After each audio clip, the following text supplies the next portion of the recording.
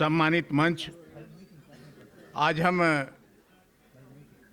अगली सदी के पहले अधिवेशन में हम सब लोग यहाँ पर उपस्थित हैं। जहाँ तक यादव महासभा का सवाल है, आज इतने सालों बाद, 100 साल बाद, जो काम हमारे पूर्वज यादव नेताओं ने किया, वो काम हम आज नहीं कर पाए। कृपया शांति बनाए रखें। माननीय चौधरी जगराम सिंह यादव जी जो बोल रहे हैं, मैं आपको बता दूं, इस महासभा की सेवा करने वाले इनके घर से दो व्यक्ति राष्ट्रीय अध्यक्ष के पद पर रहे हैं। चौधरी रामगोपाल यादव जी और चौधरी हरिमोहन सिंह यादव जी, ये उनके सुपुत्र हैं। इनके विचारों को महत्व दीजिए, सुनिए जी। चौधरी हरिमोहन सिंह जी जो इनके पिताजी वर्षों तक महासभा के राष्ट्रीय अध्यक्ष के पद पर रहे, और चौधरी रामगोपाल जी इनके बाबा, वो भी वर्ष ताऊ जी, वो दो इनके परिवार से राष्ट्रीय अध्यक्ष रहे हैं। ऐसी व्यक्ति आपके सामने अपनी बात रख रहे हैं, गंभीरता से सुनिए, इन्हें महत्व दीजिए। जोरदार तालियों से स्वागत करें चौधरी साहब का। मैं ये कह रहा था कि जो हमारे बुजुर्गों ने यादव समाज के लिए जो काम किया, पूरे देश को एक यादव शब्द के साथ जोड़ा। आज बहुत से लोग तमिलनाडु के हैं, केरल के हैं, तेलंगाना के हैं, तमाम प्रांतों जहां पर यादव लोग नहीं लिखते थे, और उस काम को उन्होंने बखूबी किया। जबकि हमारे पास मोबाइल नहीं था, जबकि हमारे पास गाड़ियां नहीं थी, जबकि हमारे समाज के पास पैसा नहीं था, लेकिन आज सब चीज़ों से संपन्न है, लेकिन हम झगड़े में पड़े हैं। हम इसलिए कह रहे हैं कि जो बिहार में है वहाँ इतना यादव है, इसके बावजूद भी आपस में राजनीतिक प्रतिद्वंद्विता के कारण, तमाम कारणों से वो अलग अलग होते हैं और विवाद होते हैं। लेकिन हमें इस जो यादव समाज के लिए, जो आज जो हमारी नई जेनरेशन है, जो हम लोगों की जेनरेशन है, इसको आगे यादव समाज को बढ़ाने के लिए क्या करना चाहिए। जहां तक राजनीतिक प्रस्ताव है, ज़्यादा उस पर नहीं बोलूँगा, लेकिन हकीकत यह है, यादव हमेशा से राजनीति में इग्नोर होता चला है। और पहले प्रधान का चुनाव होता था तो गांव में कहते थे, अरे ये बुजुर्ग है, इसको बना दो, अरे ये कुछ है, इसको बना दो। लेकिन आज एक प्रधानी के चुनाव में 10-10 लोग चुनाव लड़ते हैं अपनी बिरादरी के।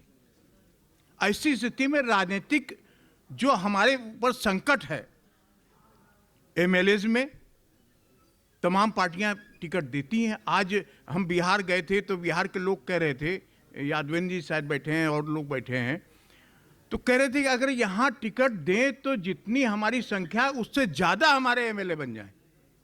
कल पार्टी टिकट नहीं देती है। समस्या यह है कि राजनीतिक वैध को दल, जो हमारी यादव लीडरशिप है, वो चाहती तो है यादव, लेकिन खुल के नहीं कहना चाहती। और जो पार्टियां यादव के लिए, हमें याद है, माफ करें हमारे बुजुर्ग करण सिंह जी, कि जब हमारे ताऊ जी और यादव समाज के लोग, पंडित गोविंद बल्लभ पंत जो हमारे पहले मुख्यमंत्री थे उत्तर प्रदेश के, उनके पास जाते थे तो कहते थे हमें यादव समाज के लिए टिकट दे दो। तो बाद में कहते थे वो अहीर गड़रिया जानवर चराने वाले आज एमएलए या एमपी बनना चाहते हैं। और हकीकत ये हुआ कि पहले आज कांग्रेस पूरा राज्य था, कांग्रेस 80 में 85 उस समय सीटें थी, 85 में एक बदायूं दे देते थे, एक आजमगढ़ देते थे, एक आगरा हो जाता था। 3 से ज़्यादा कभी टिकट नहीं देते थे। खैर, जब डॉक्टर लोहिया, जिस व्यक्ति ने इस यादवों का इतिहास बदला, मुलायम सिंह, और ये बात की बात है, लेकिन हकीकत ये है कि डॉक्टर लोहिया ने कहा पिछड़े पाँव में 100 में 60, तो ये इसलिए कहा कि उन्होंने बैकवर्ड को साथ लेकर चलने का, और वही काम चौधरी चरण सिंह की किया और वही काम जनता दल ने किया। आज जनता दल ने जब अभी हमारी सत्यप्रकाश जी से बात हो रही थी, सन 89 में जनता दल ने इतने टिकट न देते कोई दूसरी पार्टी, जिसका आज भाजपा के पास में ये गेम है। लेकिन भाजपा क्या करती है? वासन जी बैठे हैं, हमारे प्रदेश में 80 लोकसभा क्षेत्र हैं इस समय, और 80 में एक टिकट उन्होंने दिया था, वो भी एक फिल्म कलाकार है आजमगढ़ से, जहां पर अखिलेश जी को चुनाव लड़ना था और जानते थे कि ये चुनाव हारना, इसलिए टिकट दिया गया और एक टिकट दिया, वो हार गए चुनाव। सौभाग्य से दोबारा धर्मेंद्र जी लड़े तो वो चुनाव जीत गए। लेकिन आज अगर हमसे लोग आशा रखते हैं तो पार्टियों को भी सोचना पड़ेगा कि हम इनको अगर टिकट नहीं देंगे तो कहां से हम इनका वोट लेंगे। आज भी जो गवर्नमेंट के आंकड़े निकलते हैं, जो न्यूज़ के आंकड़े हैं, उसके हिसाब से बीजेपी को 16% यादव वोट देता है पूरे देश में या प्रदेश में, मैं नहीं कह सकता, लेकिन 16% देते हैं। तो आप कम से कम 10% टिकट तो दे दो। टिकट नहीं देंगे। आज हमारे सामने राजनीतिक संकट है। आज हमें बड़ी खुशी है कि मोहन यादव आज हमारी यादव महासभा से जुड़े रहे और उनको इस प्रदेश का मुख्यमंत्री बनाया, ये गौरव की बात है और इसके लिए मोदी को बधाई है। अच्छे काम के लिए बधाई सबको देना चाहिए और खराब काम के लिए उनकी आलोचना भी हर एक को करना चाहिए। इसलिए मैं कहना चाहता हूं, आज हरियाणा में राव वीरेंद्र सिंह थे, 2-3 मुख्यमंत्री हो गए, लेकिन इसके बाद में हरियाणा में जो भाजपा और जो सरकारें आई उन्होंने नहीं ध्यान दिया।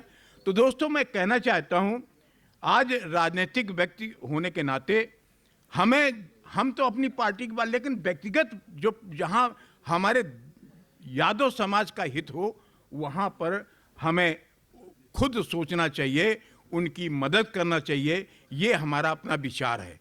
और जो ये प्रस्ताव, राजनीतिक प्रस्ताव है, इस पे ये ऐसा कुछ प्रस्ताव पास करें कि जहां पर हमारी लीडरशिप है वहां छोड़कर बाकी जहां जो सरकार हो उसका समर्थन करें, तो हमें कोई एतराज नहीं होगा। धन्यवाद। जय हिंद।